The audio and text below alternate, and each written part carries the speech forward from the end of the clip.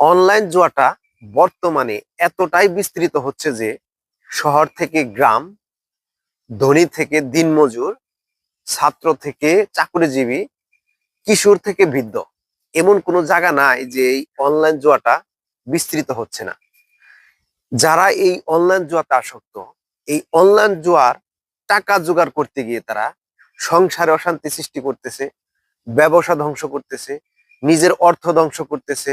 এমনকি সমাজে নিজের সম্মান ক্ষুণ্ণ করতেছে, এমনকি তারা নিকৃষ্ট কাজ,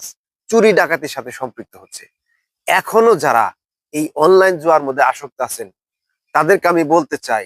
উদাহরণস্বরূপ আমাদের অত্র অঞ্চলে কিছু ভালো ছেলে এই অনলাইন জুয়ার মধ্যে আসক্ত হয়ে তাদের ব্যবসা ধ্বংস করেছে, তাদের সামাজিক সম্মান ধ্বংস করেছে। তো এখনো সময় আছে, আপনারা এই জায়গা থেকে সরে আসুন, নিজেকে সুরক্ষিত রাখুন, সমাজকে সুরক্ষিত রাখুন